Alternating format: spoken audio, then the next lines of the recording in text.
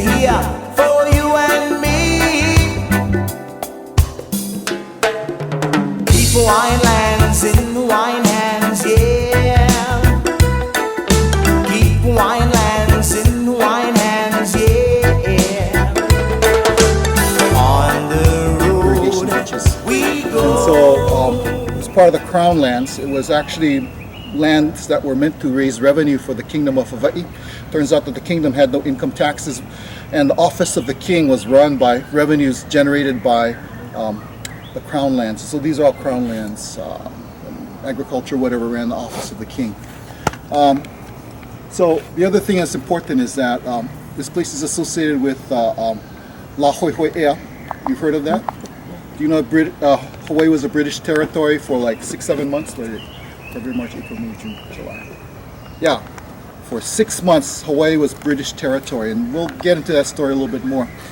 But what happened was that on July 31st, 1843, the Kingdom of Hawaii was restored. And what does this have to do with Kaniakapupu? Well, what happened was that Hawaii celebrated for a fortnight, 14 days. On August 4th, 1843, 10,000 people came up that way you just came up. Used to be a road, came up here. We went over there, and they had the biggest party in the history of Hawaii. They had 10,000 people participate. And so that was La Hoihoi'ea. And we still celebrate it today. It's been kind of made illegal by the provisional government guys, but we still celebrate it. You're all welcome to come. It's usually the first Sunday before July 31st. We celebrate at Thomas Square. We'll go into that a little bit more too. Okay, so Kaniakapupu is important in its own right. It's architecturally important. Kaniakapupu was the first government building that was built sort of Western style. Previous to that time, all government buildings were made with dry stack walls. You put up lumber and then you put pili grass or some other dried vegetation around it, and that's how government buildings were. Kaniakapupu was the first government building built sort of Western style.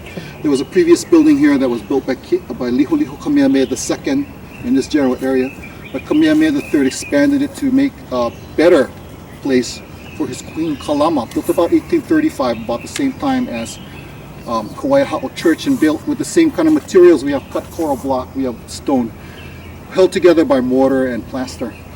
It had a pili grass roof. So what does this place look like? Well, I kind of imagine that Kamehameha III would probably be standing right there at the head of this paved stone walkway to greet the visitors.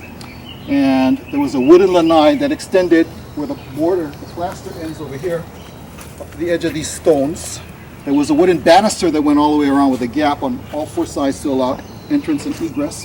Each side had one door, two windows, and a pili grass roof which extended to about the edge of these stones over here. And so that's what Kaniakapupu looked like in those days. So it's been important in terms of the religion, it's been important in terms of agriculture and economics, it's been important politically. A lot of battles took place in this valley. Determined the fate of Hawaii, where we're going to go. Even before people were here, the Menehune people had big battles over here. We had the Mu and the Wa Menehune people. You all know who Menehune are. Okay, anyway, so what happened was that fighting for dominance of the island, who was going to control what part.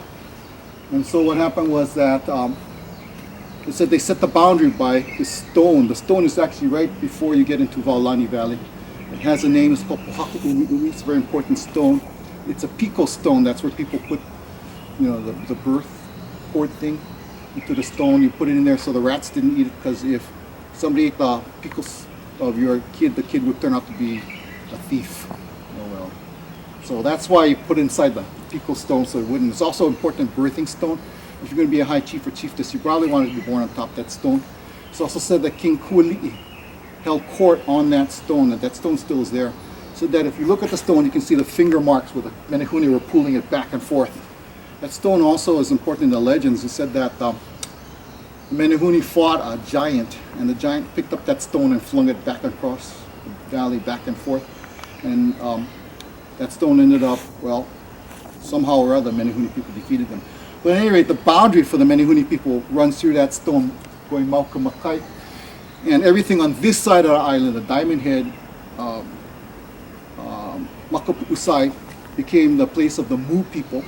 And everything on the other side, the Ewa side, Waianae side, becomes the place of the Wa people. And that's why you've heard of this place called Wahiawa.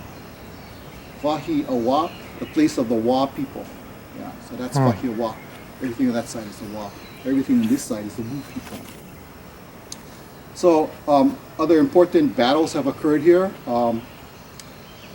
You heard of the 1795 battle between Kamehameha and Kaniakapupu, the Maui guys and the Oahu guys, but actually a lot of other things happened over here.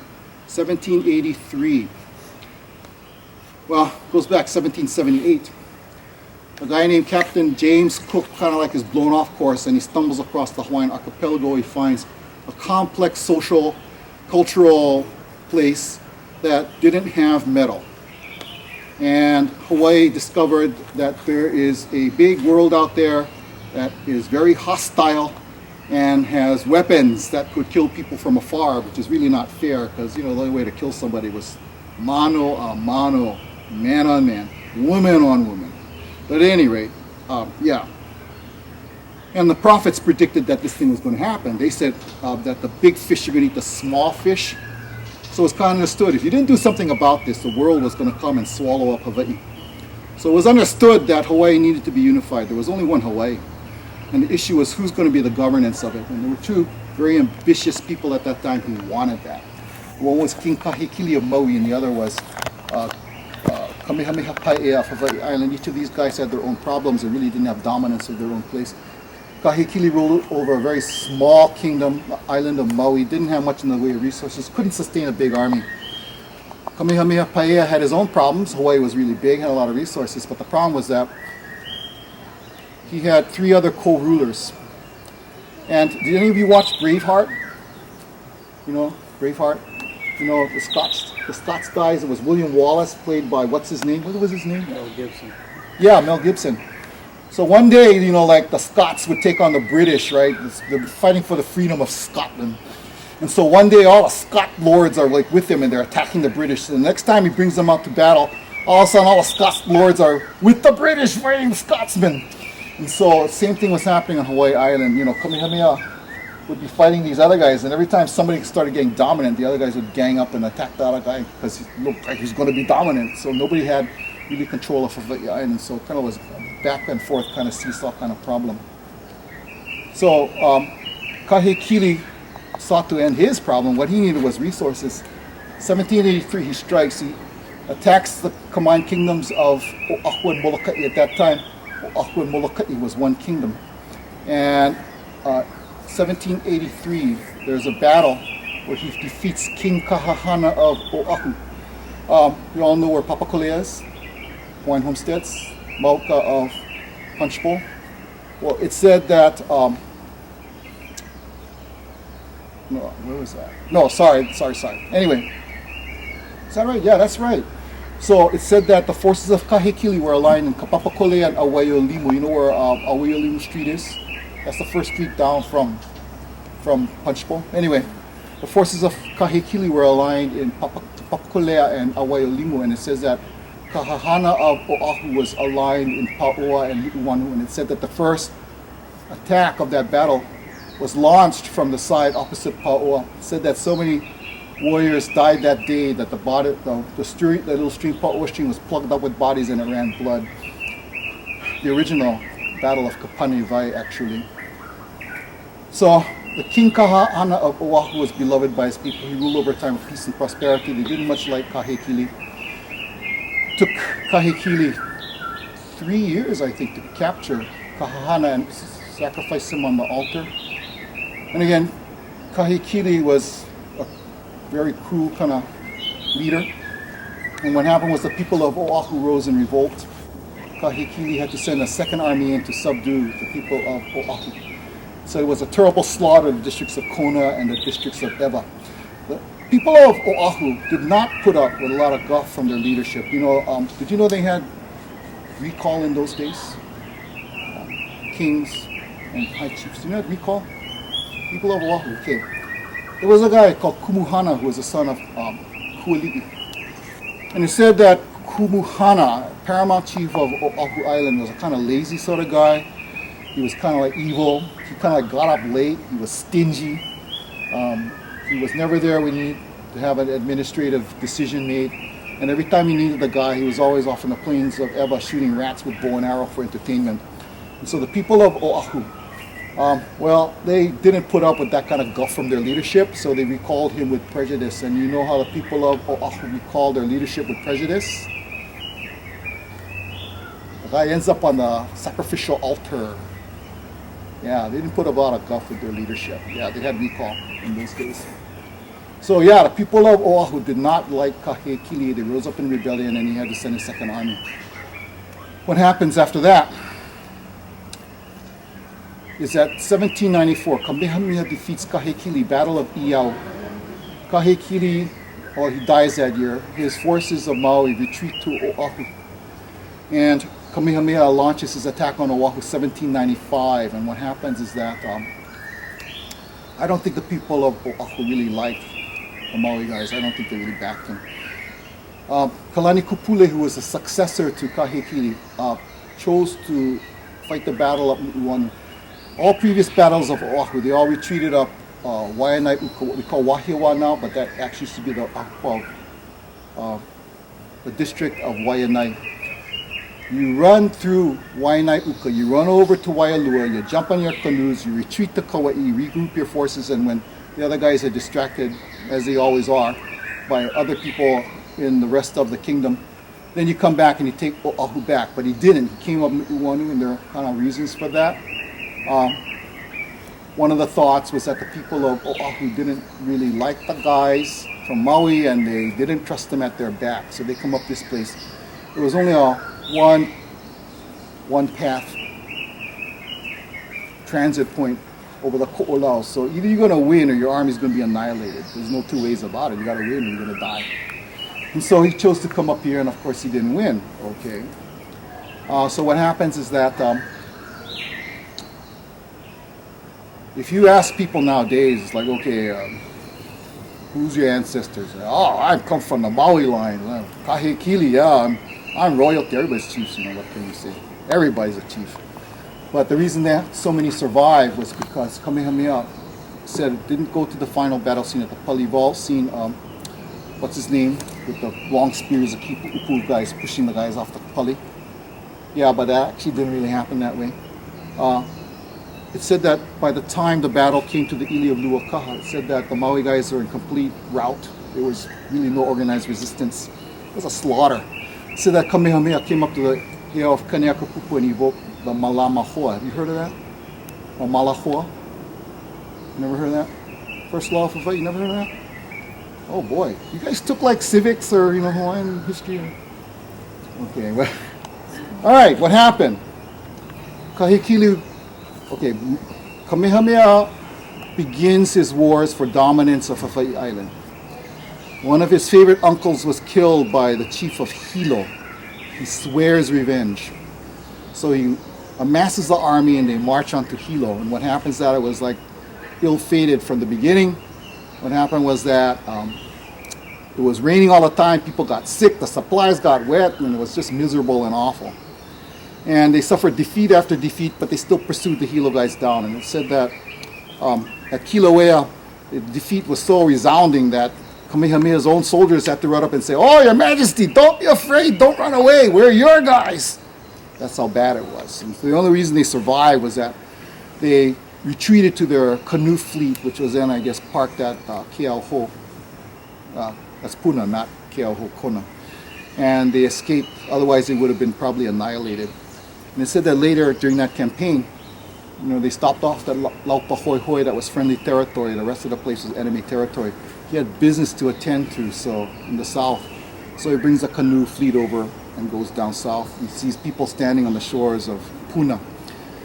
And, you know, he decides he's going to take revenge. There's a bunch of fishermen, women, and children. And these guys see this war fleet coming in and say, okay, no good can come out of this. So they start beating it up for the hills. But, you know, you got little kids, you got women. They can't really run that fast. So Kamehameha lands his party. He chases after these guys. And, you know, said that Kamehameha was 7 feet tall. He had long legs, so he outruns all his bodyguard. And it said he catches up with these guys.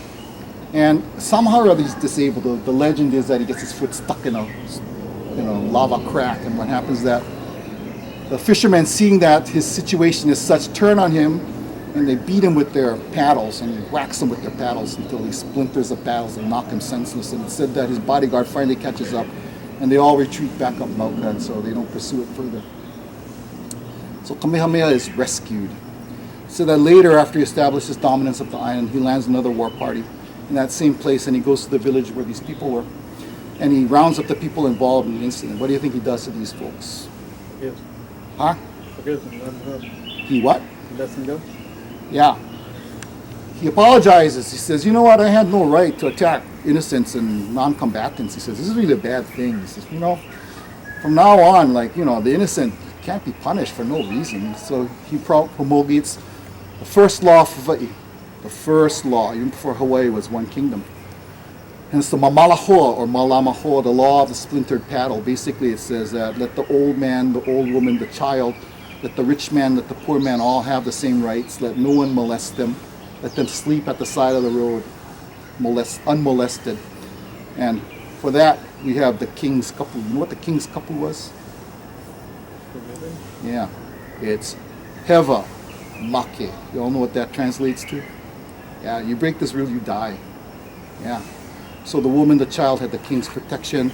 The non-combatants, the innocents, the poor man along with the rich man, they all had the same rights. So that's the mamalahoa, the first law of Hawaii. It's actually part of the constitution of every government that has existed since then. It's in the state constitution. Of course, they don't observe it for the Occupy Honolulu guys and the homeless guys, but you know what they say, it's still technically part of the constitution. But at any rate, from Kaniakapupu, he invokes the mamalahoa. Most of the forces of Maui are spared, and that's how come you got all these descendants of Kahekili and the Maui chiefs. Kahekili was not so generous when he took over Oahu. So he left the konohikis around. These are guys like the marshals, lower level elite, kind of really not in line for the crown. These guys kind of collected the taxes, and they knew who was lazy and who actually had a lot of resources. But when the people rose up in rebellion, he took them all out. That's how come you rarely find people nowadays who say they're descendants of Hele'ihonua, who's actually the Oahu line.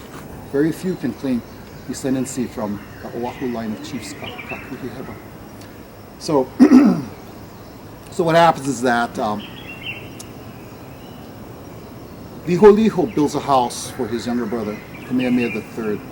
And Kamehameha III expands it. Again, this is the first government building.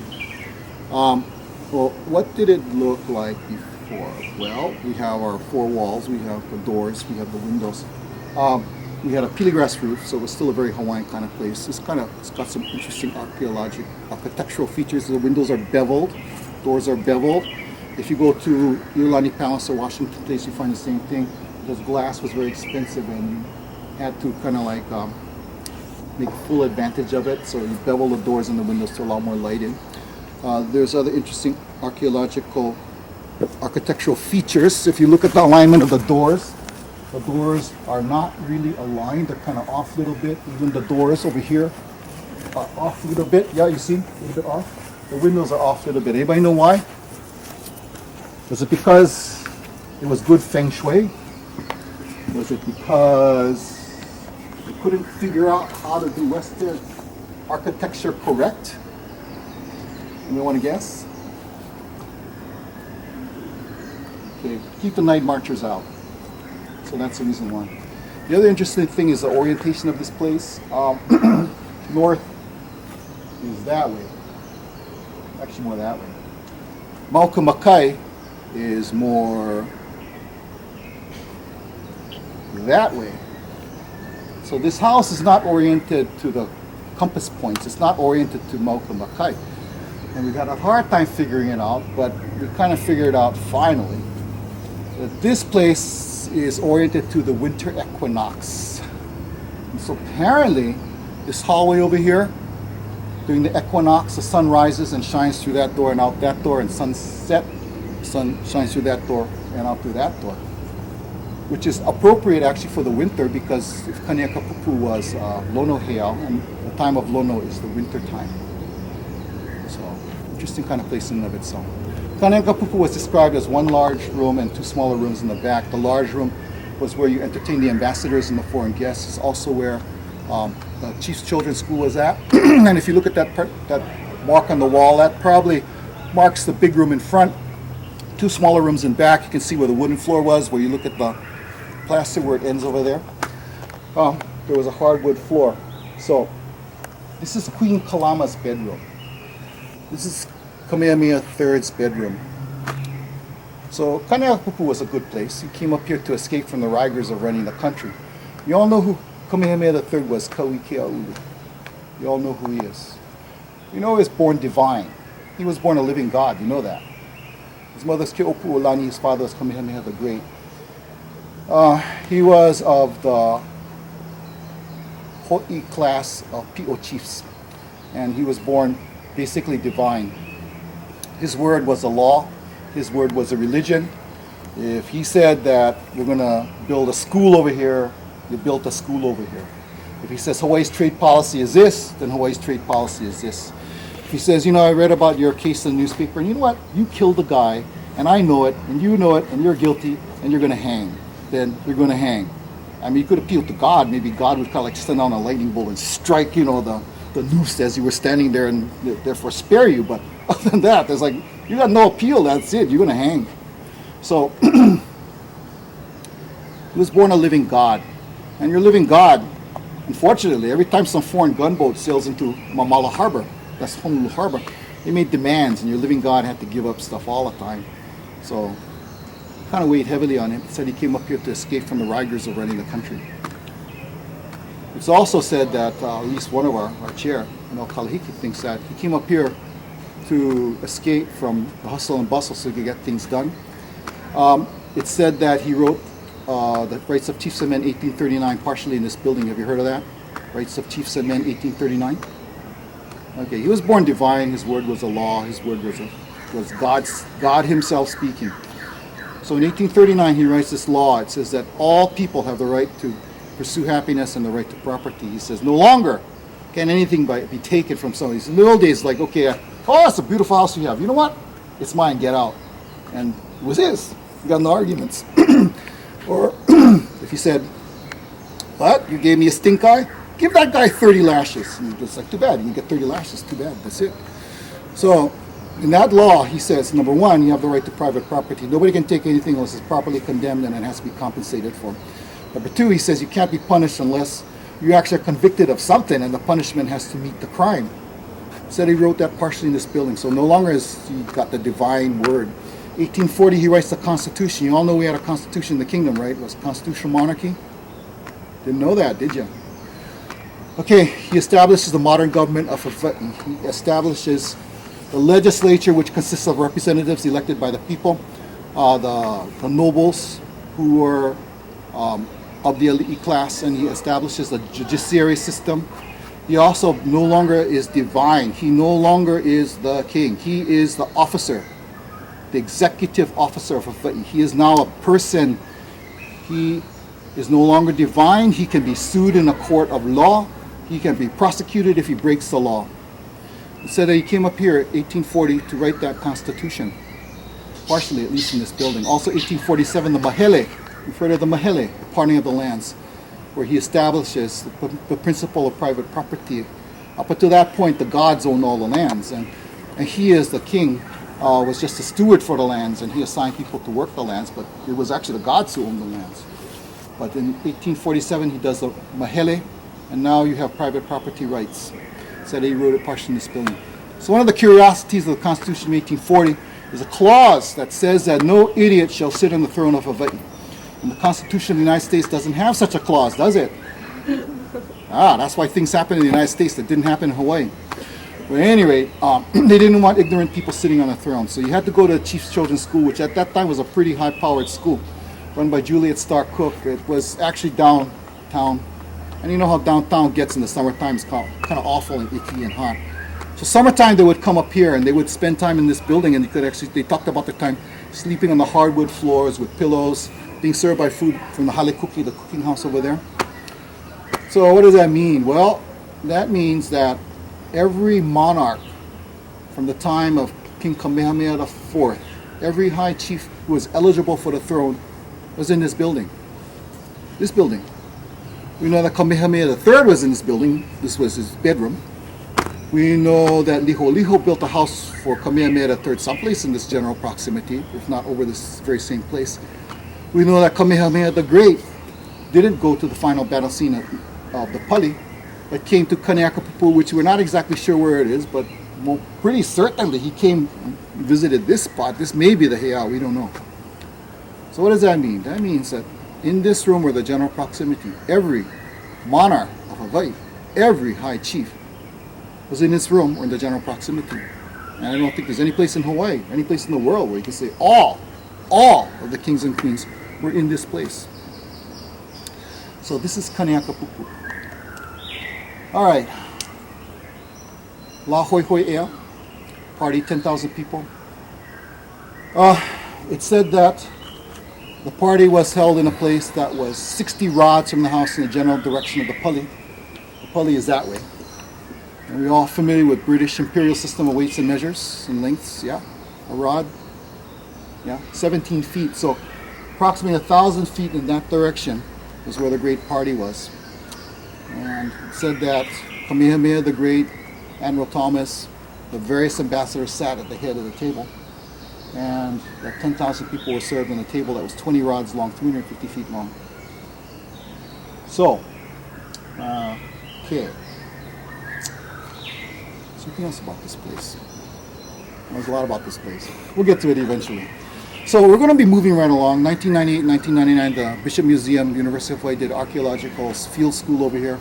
Dug all this stuff out, found a whole bunch of stuff, and we'll take a look at some of the stuff they found. Come on over. These walls right here in the cooking house is part of the register, but you find there's another paved stone pathway heading this way. Oh,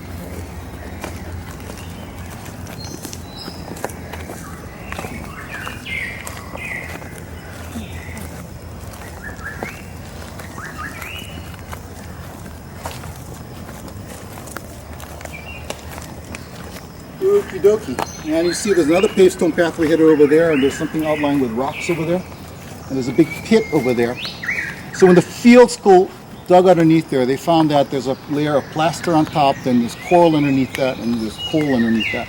And so what this was a large pit where they burned the coral to make the mortar and the plaster. And after the place was completed, they filled it in, partially rock lined it. And then they paved something on the other side of that, and presumably built a house. And so the theory is that that hole over there might have been the wine cellar of Kaniakapupu. And so you had to station people there so that nobody would run off with the booze. So coming right along.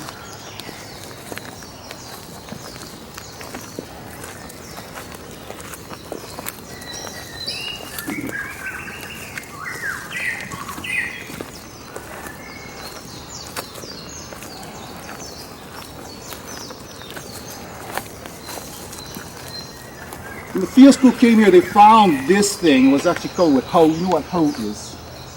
Hau is that stuff. Hibiscus family. It's very nasty stuff, very difficult to get to. Anyway, they found this thing. What this is actually a three-tiered paved stone structure. The first tier is over here, second tier over here, third tier over here. You know what paving involves? Okay, that walkway over there was once paved stone.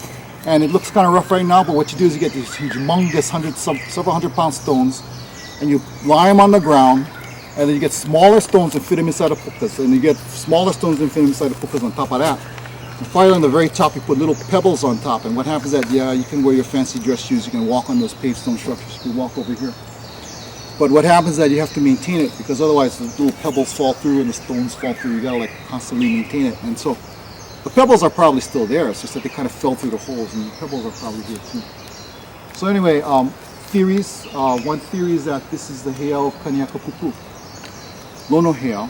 One of the arguments for that is that it's surrounded by irrigation ditches awai, and there were probably agricultural fields out here, which is typical for a Lono heiau.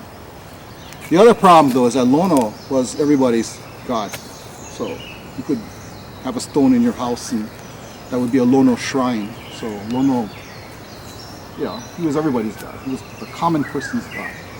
And this is kind of elaborate for a Lono heiau. So another theory is that this is actually a lua platform. You all know what lua is, and it's not a bathroom. You know what lua is? Lua is Hawaiian martial arts, the military arts, the art of bone breaking, it's the art of whacking somebody in the back and they die 3 days later. Yeah, it's what you took into battle. So men and women trained. Women warriors actually went to war with the guys and were active combatants. So the theory is that this is a Lua platform. It said that Kauikeaʻu Kamehameha III and the Holy Kamehameha II were trained in military arts, and this may have been the platform where they were trained. Because it's very elaborate for a lono heiau, much too elaborate. It's also a very interesting structure because the walls are built like a trough, conducts water or blood or whatever it used to conduct, and it used to collect in cisterns, I guess, on either side over here. The only building that I know of in Hawaii that has that kind of thing. You can still see part of that trough over there between those trees. Well, come on in.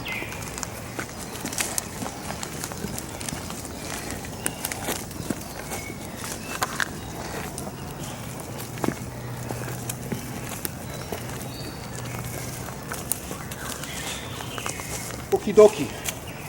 So La Hoi Hoi Ea, the great party, was about 1,000 feet from the house in that direction. You all familiar with the Hawaiian language? Okay. A lot of people feel that Hawaiian language is a poor stepchild to the tourist industry. You know, they keep it alive to entertain the turai. But no, Kolelo Makua Hine actually is a language in its own. You perceive the world differently when you Kolelo Hawaii. And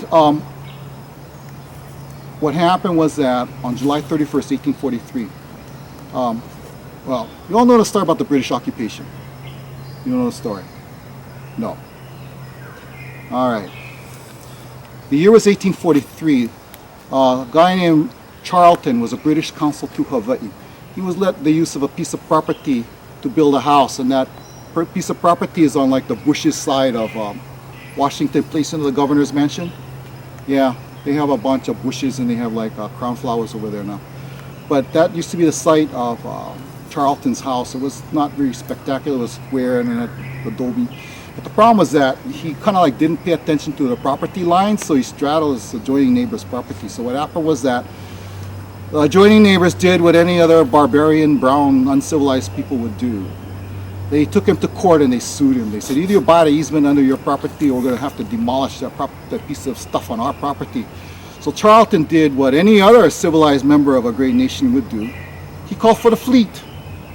So on February 11th, 1843, the Right Honorable Lord George Paulet, Captain Royal Navy, sails in on Her Majesty's Britannic ship Carisforth and drops anchor in Mamala Harbor and demands, the next day he demands in a note, to speak with Kamehameha III. And Kamehameha III says, no, I'm not talking with you. It's like, you know, if you have a problem, go talk to my minister. It's kind of like, you know, if like somebody in London, you know, steals the Swedish ambassador's Volvo, you don't send a Swedish warship up the Thames, drop anchor in front of Buckingham Palace, and the captain of the Swedish ship demands an audience with Queen Elizabeth. You don't do that. You know, your minister talks to your minister, Paupiliki, everybody's happy, right? But Paulet wouldn't have that. He says, nope, I'm not talking to your guy. That guy Judd is a crook and I'm talking to you. And he says, nope, I'm not talking to you, too bad. And so it was a stalemate until February 13th, 1843. Paulet sends a note to Kamehameha III saying, you know what, if you don't talk to me, I'm going to level my guns on Honolulu. We're going to like flatten Honolulu. It's like, okay. You know, this was the British fleet that demolished the combined Spanish-French Armada less than 100 years previously. The world's greatest fleet, they demolished it. It's kind of like, argh. The Hawaiian Kingdom didn't have an army. They're going to like take on the British Empire. Kind of don't think so. But he didn't want them to demolish the place, and he sure wasn't going to talk to Paulet. So what he does, he says, you know what? You're asking us to surrender our sovereignty, but you know what? We're not going to surrender our sovereignty. But not to you. We're going to surrender to London. And let those guys straighten you guys out, this rogue naval sea captain.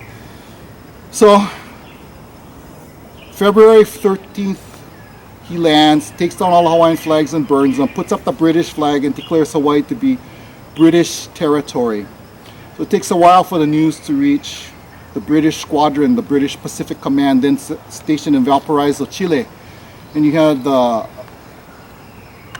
Rear Admiral Richard Thomas, commander of the squadron, hears of this Pilikia in Honolulu.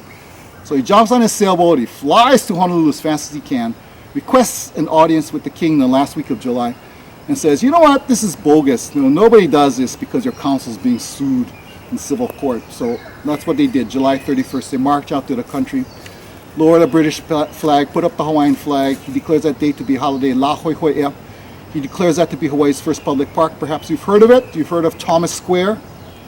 Yeah, named after Admiral Richard Thomas.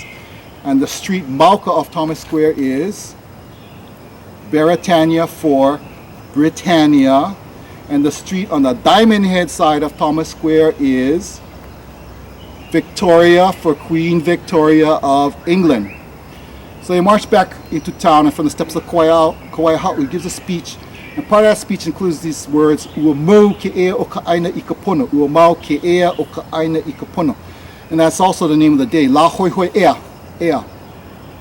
You all know what that word is, that saying is. Ua mau ke ea o ka aina I ka pono. You all know what that is. It's a state motto, territorial motto, republic motto, kingdom motto. And what does it mean? What does it mean? Ah, but he said ua mau ke ola o ka aina I ka pono. He didn't say that. He said ua mau ke ea o ka aina I ka pono. You know the difference? Okay. Yeah, okay. You know, you gotta kind of look at the source, because we've been told a lot of things. A lot of it is untrue. The history was written by the guys who took over the place, and a lot of it is untrue. You gotta go nana I ke kumu. Go look to the source. If you go look at Pukui Albert Dictionary, yeah, Ea has three meanings. Yeah, one is life, the other is breath, but the third one is sovereignty. Because to the ancestors, yeah, you couldn't have life, you couldn't have the ha, you couldn't have the breath unless you were independent, you were sovereign. And that's why La Hoi Hoi Ea, the day of return of sovereignty. Yeah, again, you know, a lot of people think that, you know, the Hawaiian language is nothing more than a poor stepchild to the tourist industry, but it's not. Again, you think differently, you perceive the world differently. And to the ancestors, yeah, you couldn't have life unless you were independent. Which brings up another day in Hawaii. Y'all, did we celebrate Thanksgiving in Hawaii? Americans did. Actually, not even then. But there weren't too many Americans in Hawaii. Actually, what we celebrated in November was a day called La Ku'oko'a. And that commemorates that day, 1843, when treaties were signed in London. November 28, 1843, when treaties were signed in London, recognizing the independence of Hawaii as a state. Hawaii enters the family of nations. You've heard of the sovereignty movement. Yeah, you heard of that. What is the sovereignty movement trying to do? Yeah, what are they trying to do? Why? They're trying to get sovereignty for Hawaii, right? Well, the problem is that Hawaii achieved sovereignty. November 28, 1843, Britain, France, and Belgium signed a treaty recognizing Hawaii as a sovereign nation. And what happened was that Hawaii became the first non-European origin nation in the world to be recognized as independent. Do you know Hawaii as an independent nation is older than China, older than Ethiopia, older than Japan, older than the whole of South America, older than Mexico? There are only certain ways that you can kill sovereignty. None of these have been done. Hawaii remains sovereign to this very day. We don't have to get it back. We still have it. It's never been erased. The problem is that we can't exercise it because we're kind of occupied by a hostile military force, but we're still sovereign. We just got to exercise it, that's all. That day was called La Ku'oko'a, Independence Day. Kamehameha III hears of it, he says, okay, now we're really independent. What does Ku'oko'a mean? Well, it means independence. Again, but is that what it really means? Again, nanai ke kumu, you go back to the dictionary. Ku'oko'a means freedom. It means liberty. Because to the ancestors, you couldn't have freedom and you couldn't have liberty unless you were independent. Yeah, that's how the kupuna thought. So we kind of lose track of that kind of thing. We don't really understand what they stood for, but that's what they stood for. We kind of lose track of it. I think people try to erase that. But at any rate, so jumping back and forth. No, we didn't celebrate Thanksgiving because why? There were no pilgrims landed in Honolulu Harbor. They landed in the Plymouth Rock in Massachusetts, which is like 4,000, 5,000 miles away, in a country that didn't even touch the Pacific Basin. It had nothing to do with us over here. Sorry. So that's why we didn't celebrate Thanksgiving. We celebrated La Ku'oko'a. La Ku'oko'a. So November 28th, you don't say Happy Thanksgiving, you say Happy La Ku'oko'a. And on July 31st, you don't celebrate 4th of July, you say Happy La Hoihoi'ea. That's what we celebrate. We could celebrate La Ku'oko'a. Again, both of these holidays were banned 1893 when the provisional government guys took over. They said, I can't celebrate anymore, but we still do. So first Sunday closest to November 28th, sometimes we go Iolani Palace and we celebrate a little bit. We don't protest anymore because we have it. We don't have to protest. We got it. We have our sovereignty. Another story. Okay, so great party said that. Okay, you all know about the end of the Kapu system. You heard of that? You all know. All right, Kamehameha the Great was a very pious guy, and he maintained the heiaus. He supported the kahuna. He built great tikis, ki'i. And he was a very pious kind of guy. He dies 1819 early. He names his son Liho Liho to be in charge of the government and his nephew Kekuo Kalani to be in charge of the god Ku and the religion. And of course, you know that's not going to last very long. What happened was that Queen Ka'ahumanu kind of gets Ke'opulani, the mother of Liho Liho, to break the Kapu. So I don't know why. She was the highest ranking, she was a living god, but got her to break the Kapus. So he breaks the Kapus. She eats with Kaui Keauli and Nahi Ena Ena, brother and sister. Breaks the Kapus. The penalty for that is death. And it's like, oh, okay, you know, you just lost your father.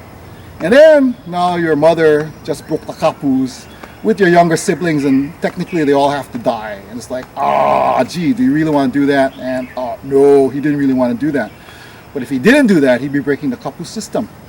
So he was in agreement with his cousin, Kekuo Kalani. He says, cousin, don't break the Kapu. He says, oh, no. We're going to maintain the Kapu system. It's the basis for how heaven and earth, relate to each other. You know, this is our justification for existence. You know, that keeps the gods happy, keeps people happy.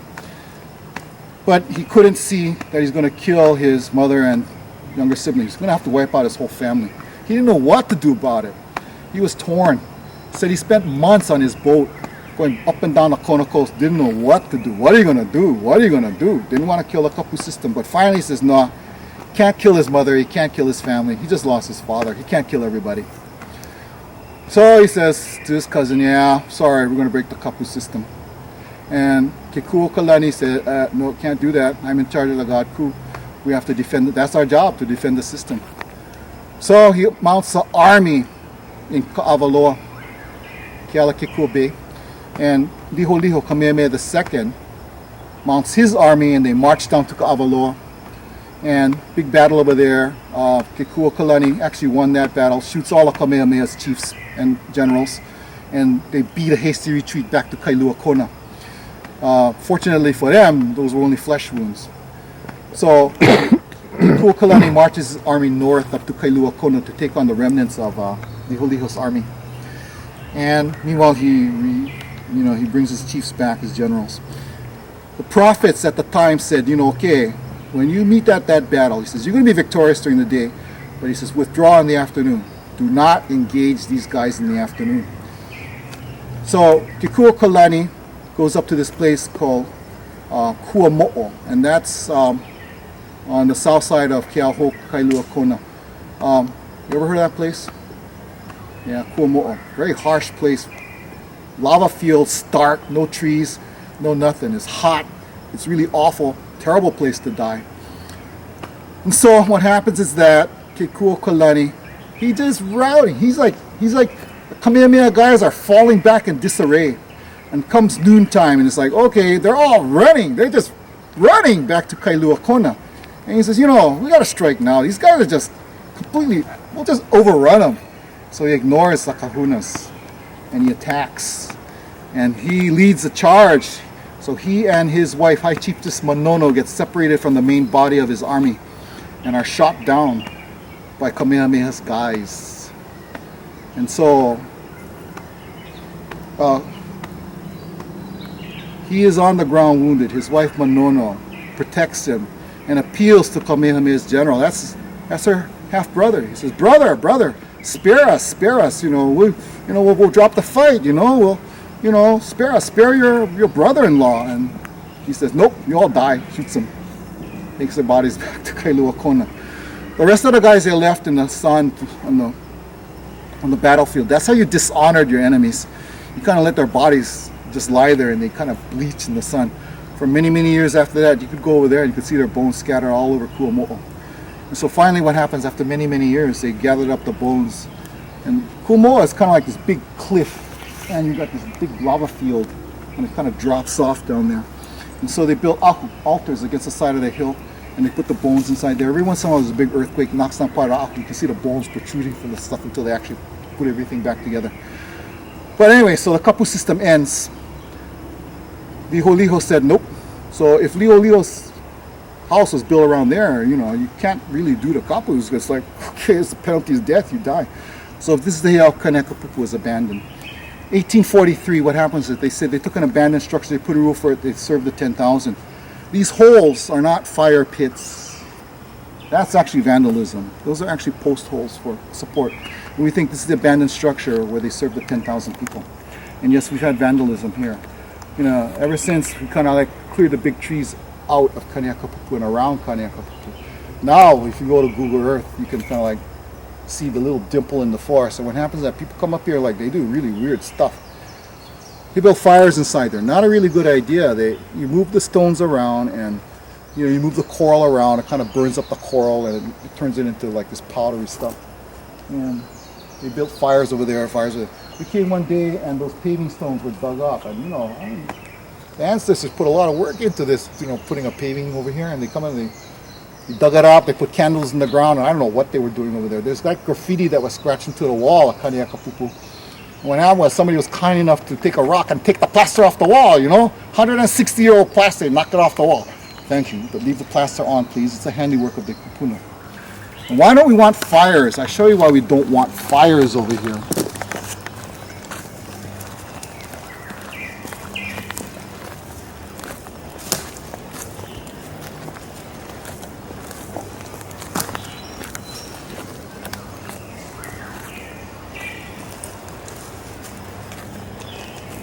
Okie dokie. You all know what a koi is. You all know what a koi is. A koi is a principal chopping stone, a chopping instrument of the Hawaiian people. And it's a little rhomboidal piece of stone, about yay big, quarried from, the best stuff came from Mauna Kea or from Kaho'olawe. And you got this big stick shaped like a 7, and you strapped it onto one end, and you use that as an axe to make your lumber, chop down trees, make canoes, that kind of stuff. The basalt up there is unique. It cools very fast, so you don't have bubbles inside there. It keeps the edge. It's very fragile. It's like a diamond. You can take a little mushi, kind of like ocean stone with a lot of pukas and tap it, and bang, a big flake falls off. And that's how you made it. Tap, tap, tap, tap, tap, tap, tap. But it didn't keep its edge forever. You had to sharpen it. Okay. This is how you sharpen it. Any of you guys got whetstones at home where you sharpen your knives? Okay, well, see over here? If you look at the top of your whetstone, you see little lines, your knife goes up. So it's a koi sharpening stone. I don't know what that dimple is over there. Maybe a stick, I don't know, so that you didn't go very far. And you took your koi, and that's the upper edge of the koi. It's a koi sharpening stone. Presumably then it predates metal, predates Captain Cook's time. So it's the koi sharpening stone. There's another koi sharpening stone in one of those pukas on the other side over there, which is why we don't want people to put fires inside there, because we don't know how well these things take to fire, but presumably they don't take to fire too well. But people still do it. We put up signs saying, don't make fires here. They make fires here. They use the sign to make fire. People, what can you say? Yeah, it's been a big problem ever since it came up on Google Earth. Somehow or other, somebody got the word to Google. Please don't put the label on. You focused on a big label. Kaniakapupu. So they took that off. If you focused on, you won't see that. But they still have pictures associated with the site. So that's why we don't want people, making fires inside there. Okay. So we're going to look at a few more other things, and we got to put you to some work, Otherwise, you're just going to tour you. Oh, look at the time. Bust it up and sniff it.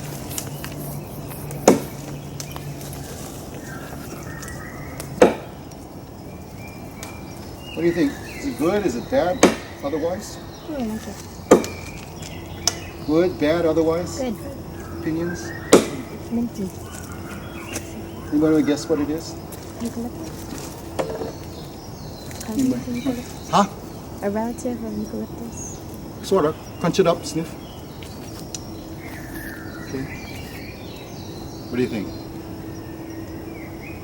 Sniff this. Sniff this. Sniff this. Sniff. What do you think? Good, bad, otherwise? It's Recognize good. that? Huh? You know what that Smells is? like Cinnamon. Cinnamon. This is cinnamon. Unfortunately, it's an invasive species. Yes, so we got oodles of it. Eventually, we need to take it out. Which one is it? Oh, all these trees, all this stuff on the ground is all cinnamon. Every single bit of it, it's cinnamon. There's only a few core trees over here. I don't even see the core trees in no proximity. You're not going to find any because, you know, Kamehameha III dies 1853. Okay, you know how he had to use, you know, taking care of the country, it weighed heavily on him. He dies at age 41 in 1853. It said that you actually can grind it up and you can actually put sugar on it, you can throw on your toast. So if you want to take it home, you can take it home if you want. If anybody wants it. So he dies 1853, an old man at age 41. After that time, what happened is that his successor is Alexander Liho and his Queen Emma. They have their own palace, Kaniakapupu, which is down. You know, Queen Emma's summer palace. So this place really wasn't used very much after that. And so a peeling grass roof, you got to maintain it. If you don't maintain it every 5-6 years, it's going to like all deteriorate. So the place was not maintained. So by 1870 or so, the place was like a ruins. The jungles kind of took over. All of this actually wasn't here. It was pretty much all plain. There were like only like a handful of core trees in the general area. If you see stone, what happened is that it didn't roll down from the hills. It was put here by somebody. And hey, we got stone. Hey, we got stone. So this is actually a man-made structure. And when the field school came, they actually find taro patches. These are Hawaii and the Loi, or that direction and that direction. And so, okay, what's a big deal, right? You've seen one Loi, you've seen 1,000 Loi, right? But the problem is that, see, we're at about 1,000-foot elevation.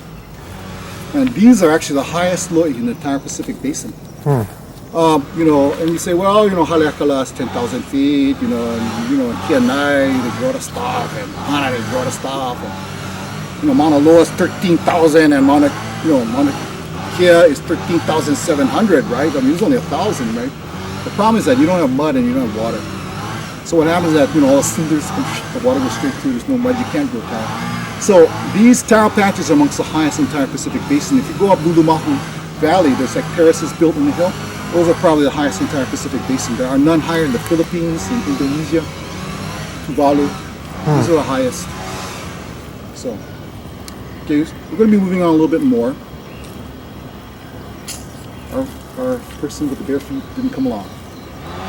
Okay, moving right along. What we're going to do is, we're probably going to, we'll take the long way. Come on over.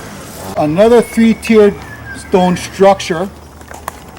Tier number 1, tier number 2, tier number 3. And what this is actually a stone bridge. And what we have above and below this are taro patches. And the Hawaii comes in from over there. And actually there was like a little drain that came across the road over here. Okay, so does the place look kind of wild and overgrown? Does it look kind of like jungly? Want to see what this place looked like before? Come.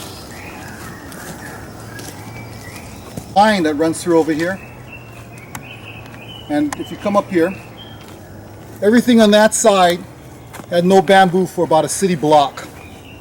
It only took a couple years for all that bamboo to come back. And if you want to see what this place looked like before, stick your head inside here and look through here, and this is what the place looked like before. So yeah, we can see stone protruding out there. So there are structures out there, we have no idea what. Interesting place out there. We used to go out there and, survey the place. and can't use your GPS because coverage is too much and you can't get the satellite signal, so we used to use compasses. So we walk back there, and certain areas back there, your compass kind of like moves. Very spooky stuff out there. We don't know. So we don't dally too much in that area back there, but eventually, yeah. Okay, that's the irrigation ditch to Awe that came through over here. You kind of see it over there. We've been walking through it, but we're going to walk through it anymore because you all know that Kaniakapupu signed a charter for the Hawaiian Electric Company. Yeah? I think it was 1890, they pulled a switch and Honolulu lights go on. Well, as you came up this way, when you look on the other side of the Pali Highway, there's all these bushes. Well, at one time there was a two-story concrete structure that was the original power generating plant of the Hawaiian Electric Company. It was powered by 2 water turbines, and this was actually a redwood structure surrounded by iron bands like a barrel that conducted water from springs up Mauka and ran it down to that structure down there, which still stands to this very day.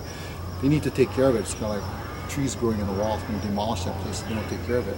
But at any rate, what happens is that the redwood kind of disappeared and we're left with the iron bands. But this was constructed about 1885 at the order of King Kaniakapupu. So Hawaii was a very progressive nation if you don't know it. Kaniakapupu signed the charters for the Hawaiian Electric Company, for the railroads. They were very progressive. Hawaii had a constitution by 1840. Hawaii banned slavery in 1852. Constitution 1852. Slavery was never allowed in the kingdom, but it was put into the Constitution in 1852 or 53. That was a lot Kamehameha who did that. You know, a lot of people say that Hawaii was kind of like a backwater kind of place. You know, it's like, okay, very provincial, you know, nothing happens here. People got to tell you what to do because people are kind of slow over here. You know, we don't understand the world. No, not really. Hawaii has always been a very progressive kind of place. You know, if you look, yeah, the Jesuits were in California by the 1500s, right? So where do you think the first school was established west of the Rockies? You think maybe Mission San Diego or Lahaina Luna. First printing press west of the Rockies. You think it was a Jesuits printing Bible so that they could have the Indians read it? First printing press west of the Rockies. Lahaina Luna. First telephone west of the Mississippi. You think Seattle? Maybe San Francisco? Maybe Los Angeles? First telephone west of the Mississippi was not even on Oahu, it was in Maui. Yeah. You know that Iolani Palace had running water, electricity, and telephones before the White House did? They had that before Buckingham Palace did. Yeah. Hawaii had the highest rate of literacy in the entire Western world. Highest rate of literacy. Hawaii had something like 60 newspapers in its day. Yeah. And as a further aside, for you know, militia types, did you know where the richest country on earth was? I give you a hint, we're talking about Hawaii. Okay. It said that the Kingdom of Hawaii had more gold per capita before, during, or since than any other country on earth. And there's reasons for that, and we'll go into that a little bit later. So yeah, we had more gold per capita than any other place on earth. And of course we don't anymore, and we all know why, right? There's a provisional government guys who stole it all. They took the rights of the Hawaiian Kingdom and they stole it all. But there's a reason why all that gold was here, and we'll go into that a little bit further. That's a koa tree. This is cinnamon. And those are nasty. I don't know what to call them. It's called like rubber trees or something. And that's a guava tree over there. All those very nasty. One of these days we'll bring the axe and you guys can try to hack all that stuff down someday. Come on over. All right, so the question is, How did the kingdom come to own all that gold? Well, I think there's certain things you gotta understand. Again, it's like the Hawaiian language. Hawaiian language, hula skirts, that kind of stuff, poor stepchild to the tourist industry. Concept of aloha. What is that? Is that something the tourist industry invented to sell Hawaii? You know, rent out those rooms at $500, $1,000. Concept of aloha. What is that? Another poor stepchild to the tourist industry? Does it really exist? What is it? It's an idea. It's an idea. See, the problem is, it's kind of like the blind guys and the elephant, right? You know, here's aloha in front of you, the elephant. So what is aloha? Well, you feel the tail. Well, aloha is kind of like a vine. Somebody feels the leg and says, oh, aloha is kind of like a tree trunk. Feel the nose. Oh, aloha is kind of like a snake. Somebody else feels the body. So, oh, aloha is kind of like a barn kind of thing. Well, the problem is that you never really define the elephant. Yeah, this is what it is. Well, it's a snake, it's a vine, it's a tree trunk, So you describe it, but you don't really know what it is. I'm going to give you my explanation. Okay. What is the Hawaiian word for wealth?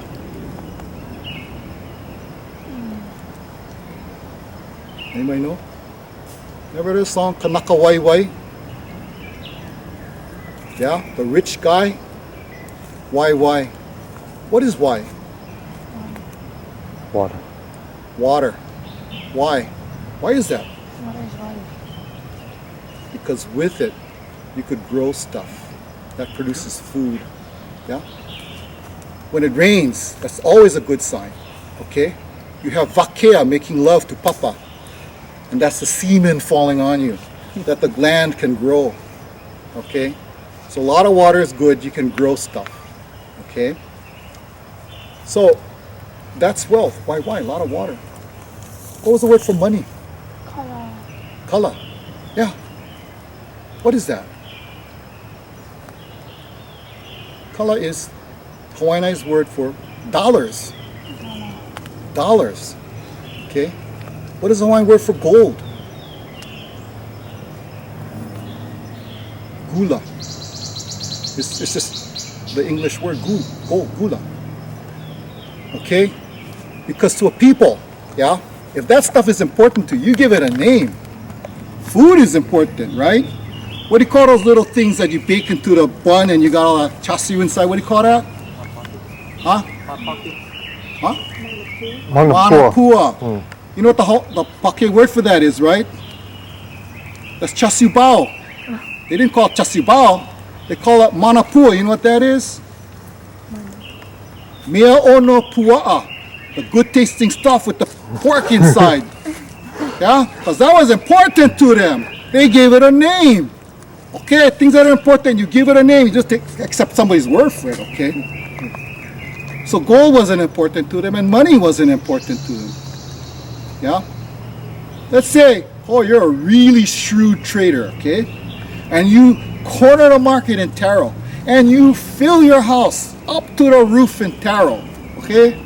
Are you a rich guy? No. How come you're not a rich guy? Because in about a week, your house is going to be filled with rotten vegetation. You got to clean it all out. It's going to be stinky and icky. Okay? So no. Well, let's say you're a little bit smarter. Okay? You go fill your house to the roof with dried opelu.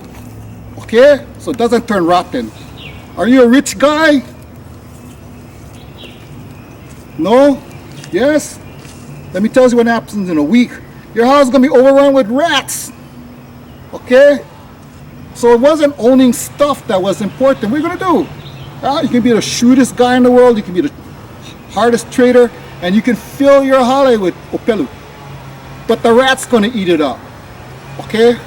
So it wasn't an issue of how much stuff you owned. That wasn't important. It wasn't an issue of how many toys you had when you died. So what did determine status in those days? What determined status? Well, we all threw big pa'ina. What is that? Parties, right? You feed everybody. Hele mai ai! Traditional greeting. Hele mai ai! Come, eat! Strangers pass by. Oi! Hele mai ai! Come, stranger, eat! Okay, you come eat. And you're no longer a stranger to me. Okay, now we're friends. Okay, oh, that person is a very generous woman. She shares with the old folks who tumakuli, they cannot take care of stuff. She shares with the pupuli people. She shares with the people who are sick, they cannot help for themselves. That is a very generous man. That is a very generous woman. Okay, when the adjoining ahupua has famine, you load up you load up whatever, and you take over there and you feed them. You share. That determines status. That is a very generous man. That's a very generous woman. Those are good people. And why did you do it? Why? Because everybody on this island is your neighbor or your family or your friends. And do you want your neighbors or your families or your friends to suffer when they don't need to? Yeah? Okay. I frequently go up to Mauna Kea and they have shelters over there, yeah? Or when you do hula performances, yeah? You go up there, do you wipe out all the flowers? When you go pick flowers? Do you wipe out all the seaweed? Do you wipe out all the opihi? Do you burn up all the firewood and leave the trash? No, you don't. Why? Why? Because the next people over there are going to be your friends and your neighbors and ohana. And would you really want to do that to your friends, your neighbors, and ohana? So the tradition in Hawaii is you leave more than you use. You leave the place cleaner than you found it. Because we're all one community here. We're all related. Okay? And to me, that's what Aloha is. Okay? We understand that we are all one community here. We're all responsible for each other, individually. Yeah? And that's what Aloha is. That's what the principle of Aloha is. Okay? It's not money. It's not toys you have when you die. It's not amount of gold and wealth that you have. Yeah? It's how much you've shared. Yeah? That determines what Aloha is. That determines what your status is. And we kind of lost track of that now. It's like, okay, who has the iPhone and they got the big screen TV and you got your big fancy automobile, But that's really not what it's about. And I think we need to keep that in mind, yeah? That's how we should live our lives. Yeah? That should be our guiding principles, yeah? Okay, well that's my last pitch. Anybody got any questions? No? Alright, then we gotta put you guys to work. Otherwise you guys are only gonna be cruising. Come on, let's go back and work. We got to keep Hawaiian lands in Hawaiian hands, yeah. Keep Hawaiian lands in Hawaiian